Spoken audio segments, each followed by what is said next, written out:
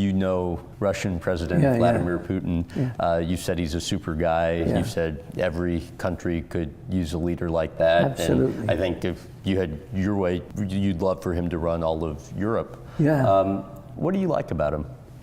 He's the guy that says he's going to do something and gets on and does it. This is Bernie Ecclestone, the former head of Formula One racing for roughly 40 years. Trump wanting his name on literally everything. Your thoughts on how he's handled the U.S.'s response so far? I think he's done a fantastic job.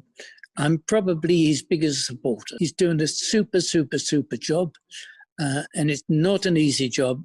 You can guarantee whatever he says, people will say he's wrong. I think Donald's a little bit more straightforward and a bit more forceful, and I think people, and I hope they believe him, because I don't think he would tell things that aren't true. Who has a history of shilling for dictators and wannabe autocrats like Vladimir Putin and Donald Trump, respectively. Formula One racing has seen the greatest driver to ever grace the sport in this era. He also happens to be the lone black driver. His name, of course, is Lewis Hamilton. We have known about the racism Lewis Hamilton has had to endure from a previous piece we posted on this channel. Recently, an interview with former driver Nelson Piquet came to light where he used a racial slur multiple times on camera. Per Sky News, Ecclestone was asked of the racial slur. He claimed that Hamilton should be happy that he has received an apology and should just brush aside the remark. Hamilton, in his own right, will not pay heed to Ecclestone's outdated and wrong approach. I don't know why we are continuing to give these older voices a platform, because they're speaking upon our sport and we're looking to go somewhere completely different. And it's not representative, I think, of who we are as a sport now and where we're planning to go, Hamilton said, without mentioning either Piquet or Ecclestone by name. These old voices, whether subconsciously or consciously, do not agree that people like me, for example, should be in a sport like this. Do not agree women should be here, Hamilton said. Discrimination is not something we should be projecting or promoting. In an apparent response to Ecclestone's comments, Hamilton added no one should have to brush off racism, and it shouldn't be for me to brush it off. And the thing is, Ecclestone has given Formula One racing fans many reasons to not take any of his comments seriously. On the illegal Russian invasion of Ukraine, the 91-year-old uttered, the other person in Ukraine, as in Zelensky, his profession, I understand, used to be a comedian, and I think it seems that he wants to continue that profession. I think if he'd thought about things, he would definitely have made a big enough effort to speak to Putin, who is a sensible person, and would have listened to him and could have probably done something about it. When it was pointed out that Russia's invasion of Ukraine had claimed the lives of thousands of innocent people, Ecclestone simply replied, "It wasn't intentional."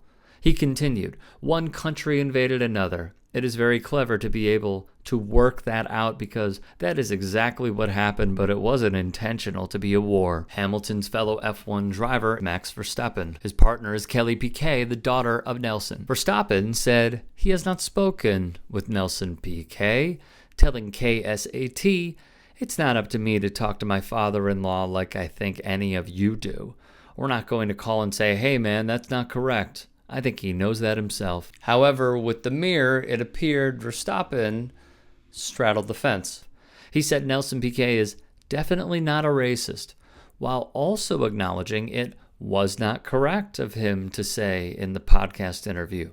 He said he believes it can get blown out of proportion, while in the same vein saying, "I fully agree, of course you cannot use these words." And then, of course, there's Ecclestone and his history. In lots of cases, black people are more racist than what white people are. He would tell Eurosport, "I've been mugged a couple of times, once by 3 black guys. I ended up in the hospital. But even after that, I was never against anyone who was black.